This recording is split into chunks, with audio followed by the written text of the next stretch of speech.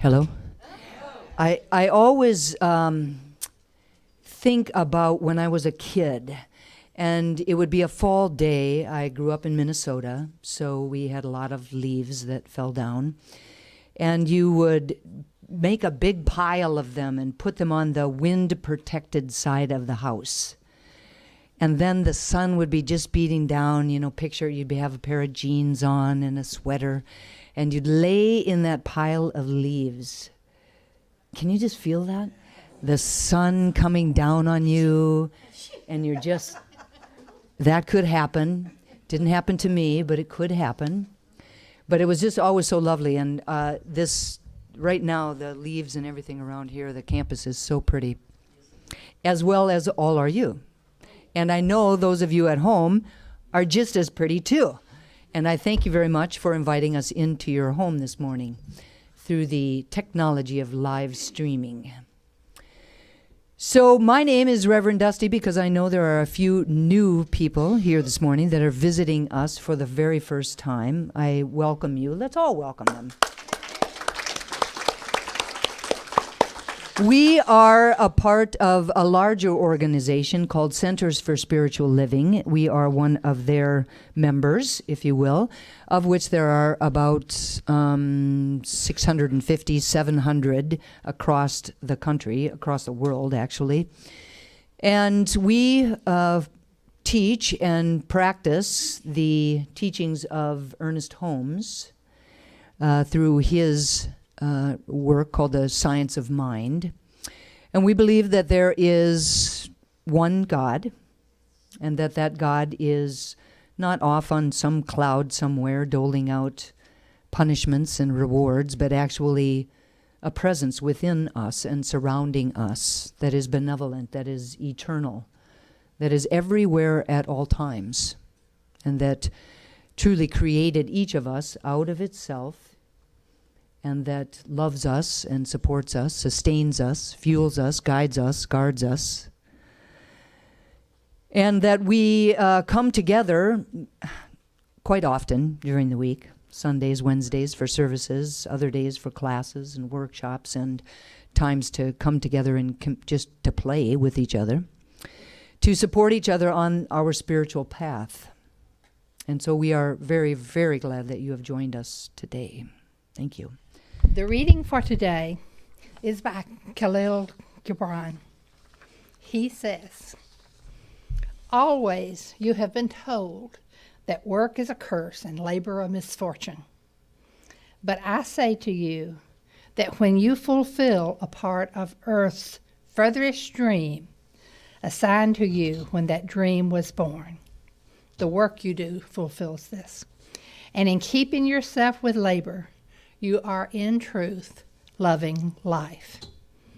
And to love life through labor is to be intimate with life's innermost secret. And when you work with love, you bind yourself to yourself and to one another and to God." And what is it to work with love? It is to weave the cloth from which threads drawn from your heart, even as if your beloved were to wear that cloth. It is to build a house with affection, even as if your beloved were to dwell in that house. It is to sow seeds with tenderness, to reap the harvest with joy, even as if your beloved were to eat the fruit.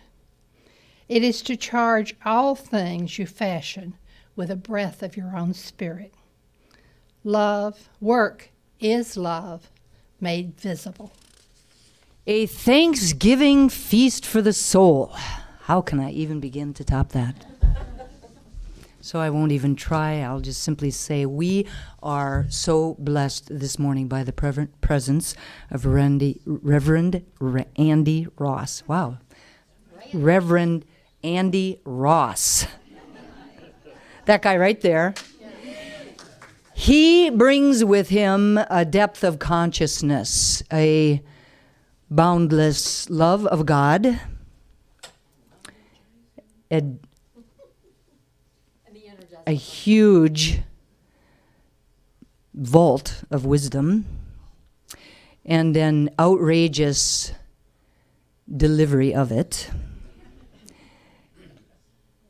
And that's not even telling you all of it. So I'm just going to say, let's welcome him and let's just experience him.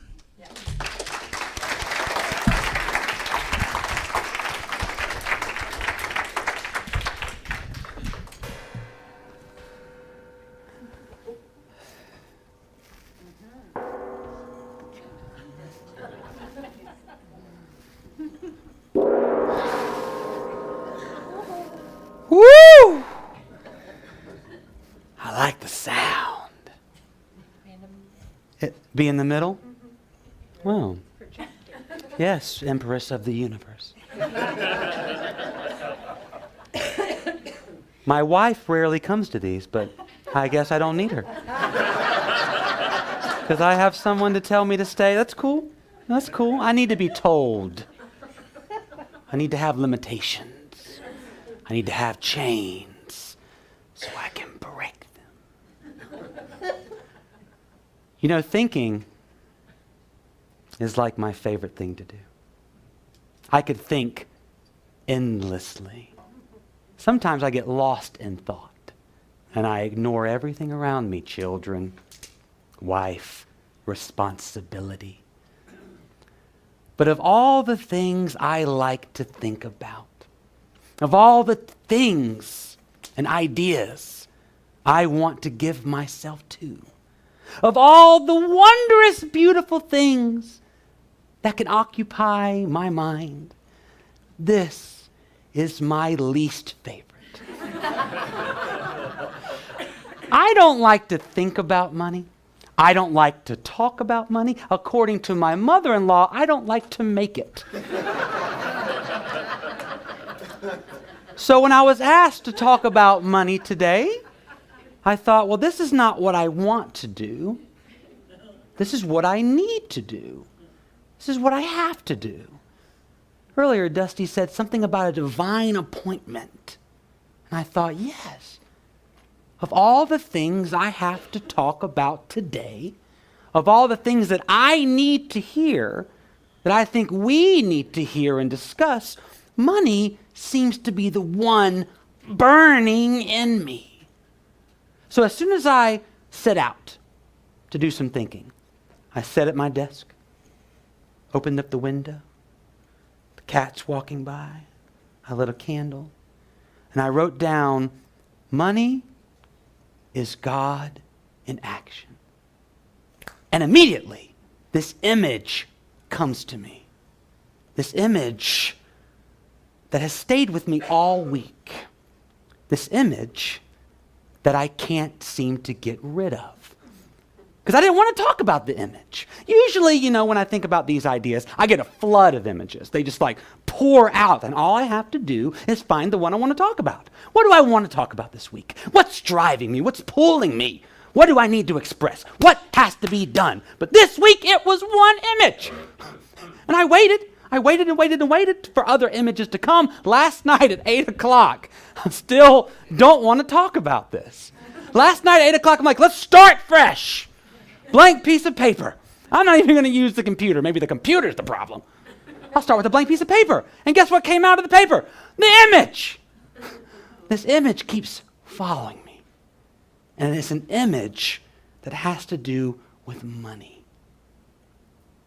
I used to think that people thought that money could buy happiness. I thought that was the myth that we were being sold by our culture, that money could buy us happiness. And so I thought I had it down pretty well, because no one actually believes that. No one really believes that money can buy happiness. We're not that gullible. We know that there are more important things to life than this. We know that in our heart of hearts. But then I realized, as I examined this image, that that's not the myth at all.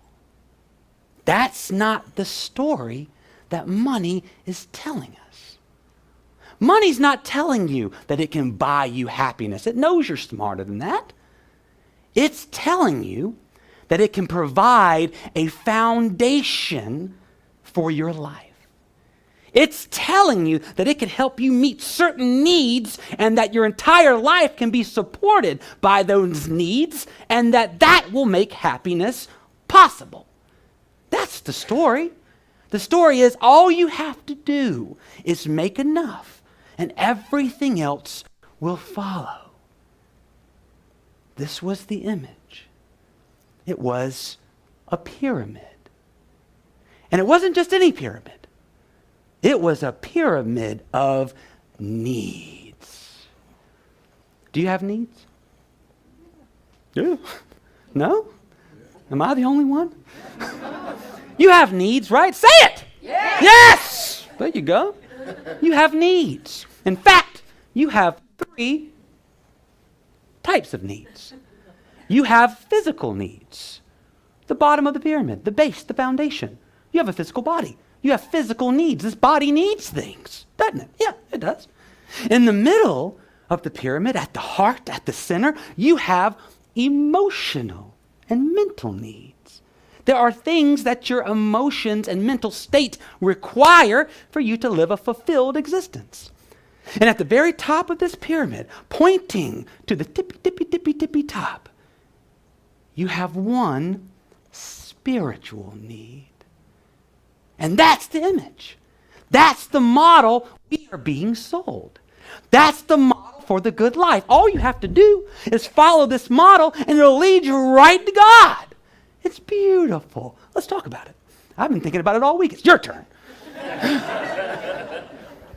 So at the base of this model, the foundation for your life, the foundation for the good life, are the meeting of your physical needs. You need food. You hungry? Even after Thursday, you're still hungry. You think you'll never be hungry again. You go to bed Thursday night saying, not going to do that again. Do what? Eat. But you will. It's inevitable. You will be hungry again. Your body requires sustenance.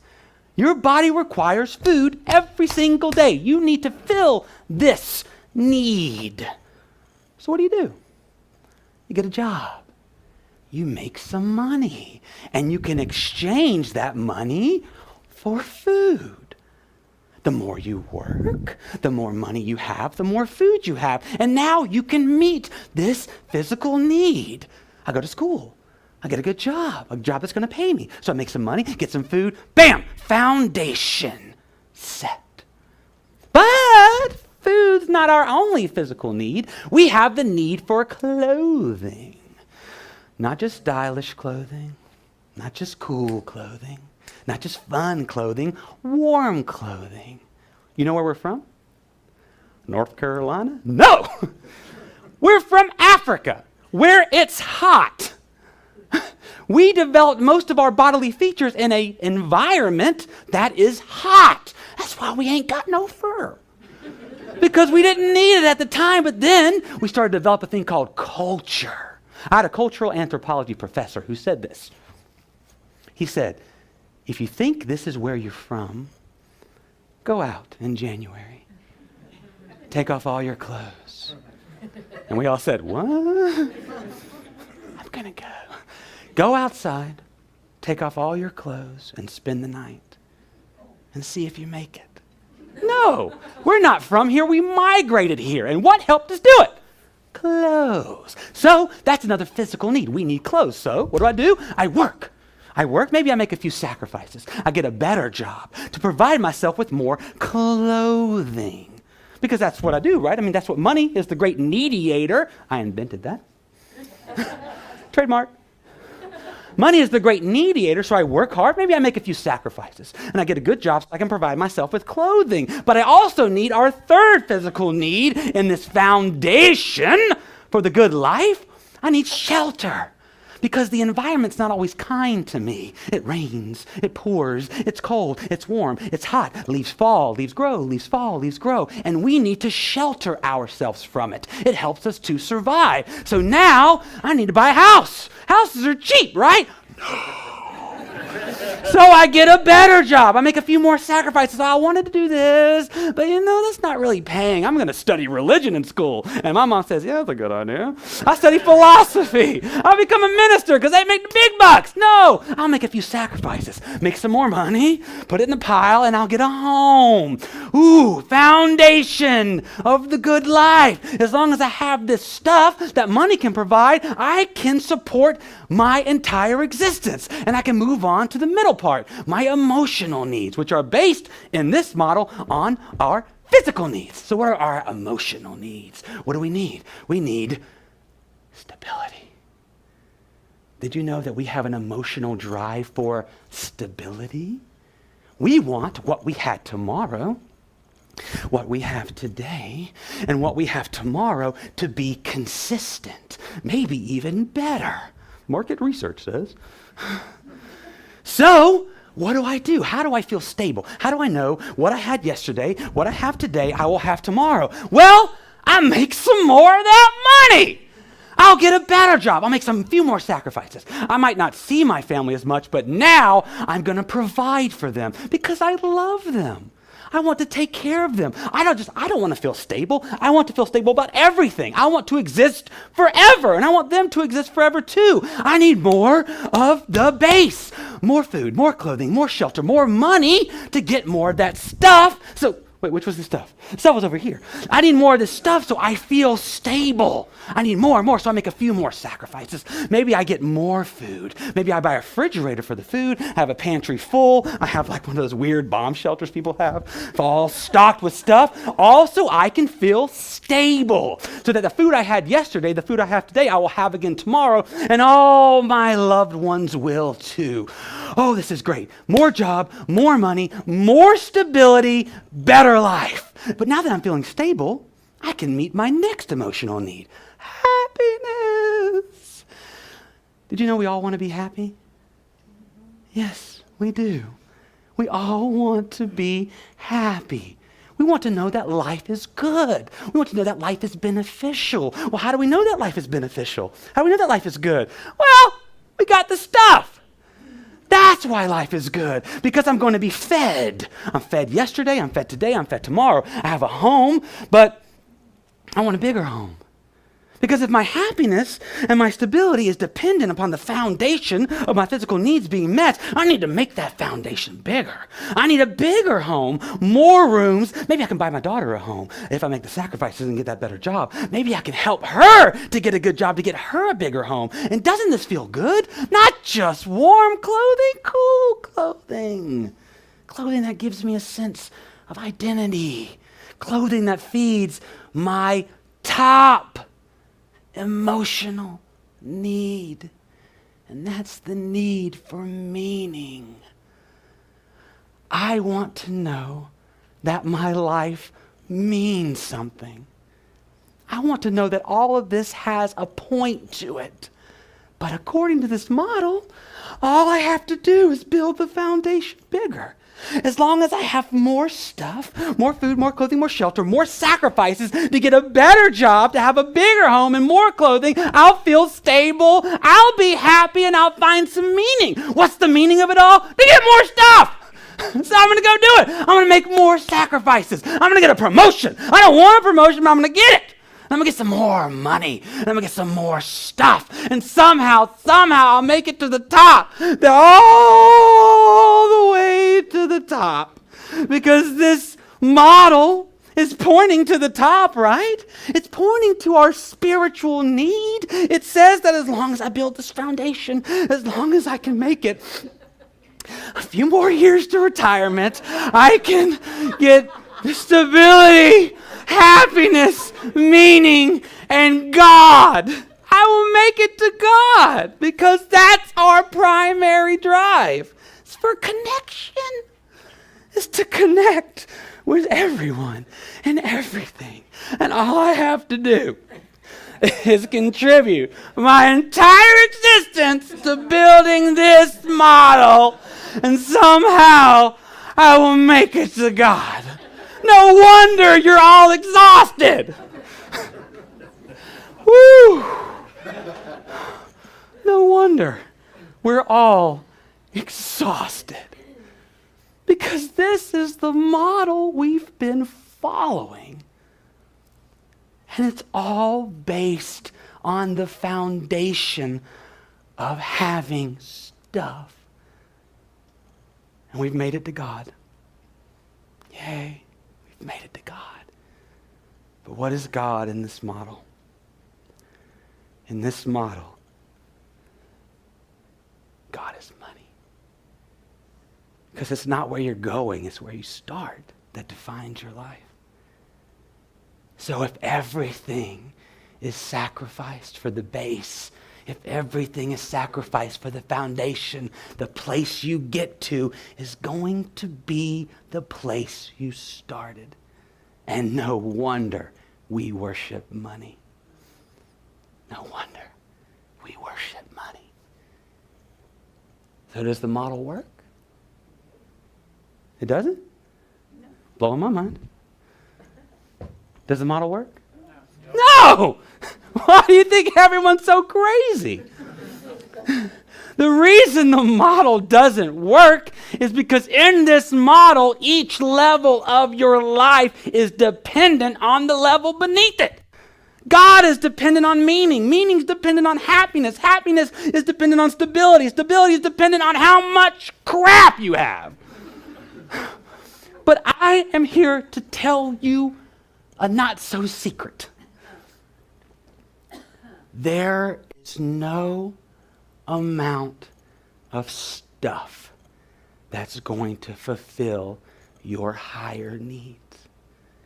This foundation will never be strong enough to support your entire existence, which is what its job is. You know, the more you give to it, the more it cracks and crumbles.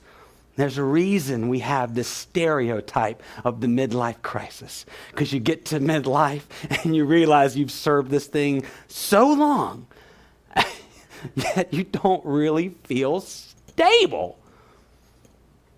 It doesn't work. It doesn't work. This thing is just a container. It's an expression of a different thing. Why should I spend my entire life serving this, thinking that the rest will just work itself out? So what do? I could just leave you here.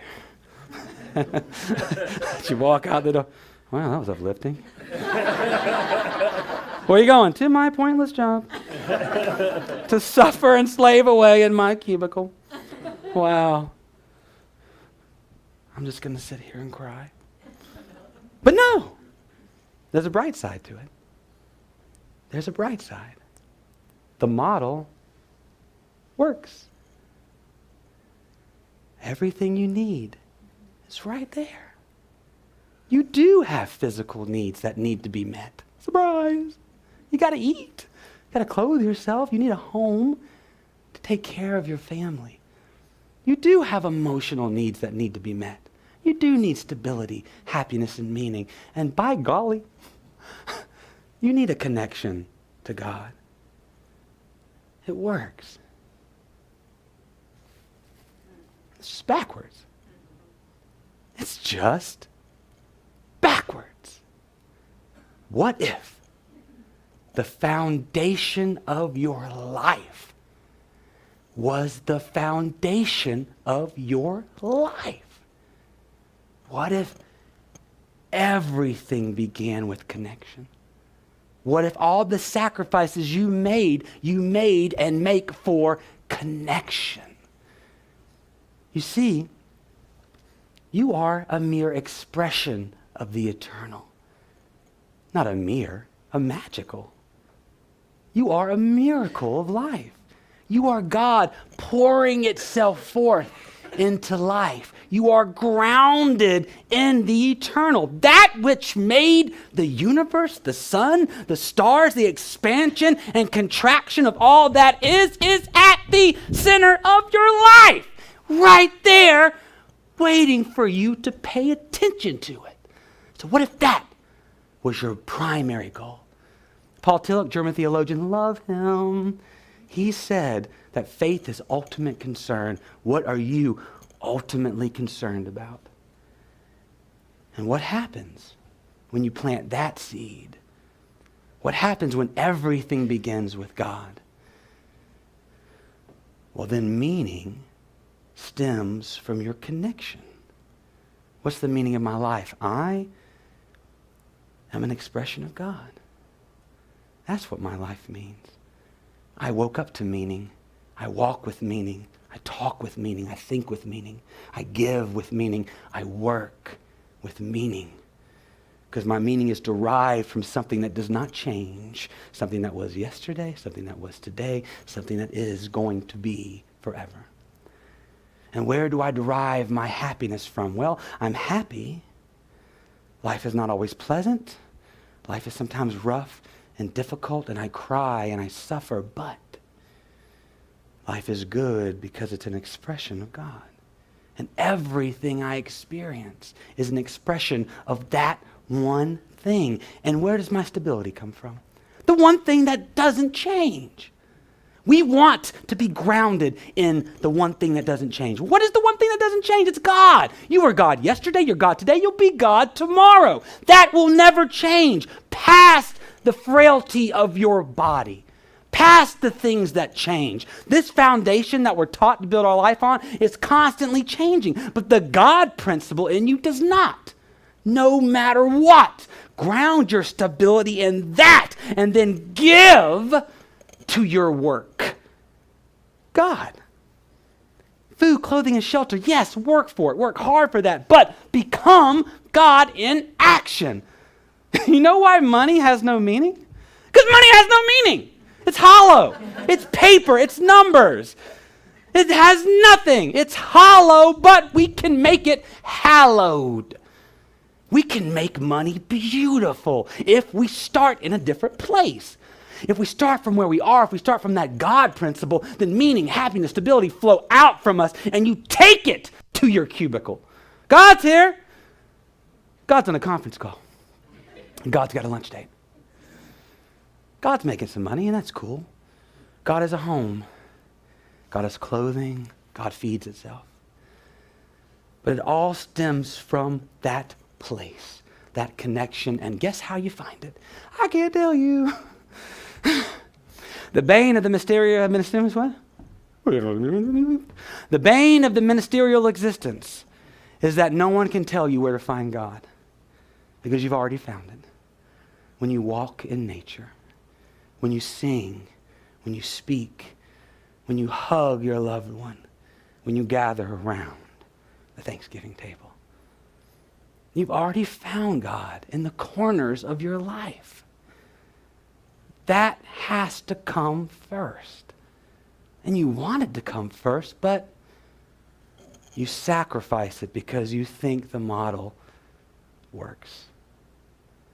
When God comes first, when connection comes first, every part of your life is imbued with that beauty.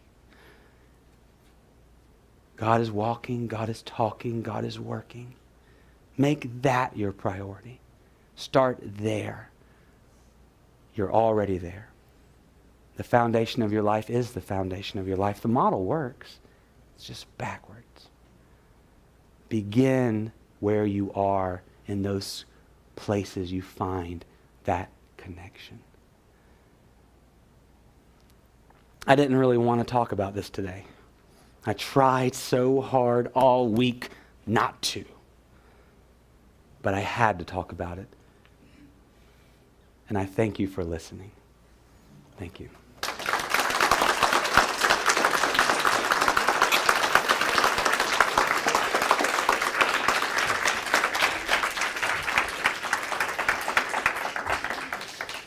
Let me tell you where I began. I do this prayer every day, and I want to do it with you now. I do it every morning I wake up. I do it several times during the day. I do it at the end of the day. So you can start jamming. That's cool. You can start playing. Yeah, that's cool. I'm just going to talk about this for a while. So I start by looking around myself. And I say, I am here and I am now. and there's nothing else I need. I say this is a miracle because I get to experience it. Everything I look at, everything I smell, everything I taste, everything I touch is a miracle because I'm alive to do it. God pouring through me just to touch someone's hand. I start there. Then I take a deep breath. And I say, I'm thankful for my existence. I'm thankful for being alive.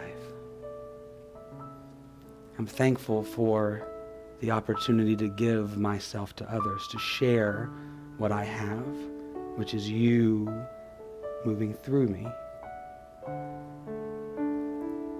Help me to recognize that. Help me to see that. Help me to be that always. And just to give. Just to serve. And just to love. And then I leave my room. And I walk downstairs. And that walks with me. And maybe I forget in the middle of the day and I come back to this place. I'm here. I am now. Life's a gift. And then it walks with me. And it walks with me. So I am thankful for our time together, for sacred connections, which are all connections, for time spent, for time given, for time wasted. I'm thankful for all of this and all of you. And so it is. Thank you. Amen. Thank you so much. Thank you.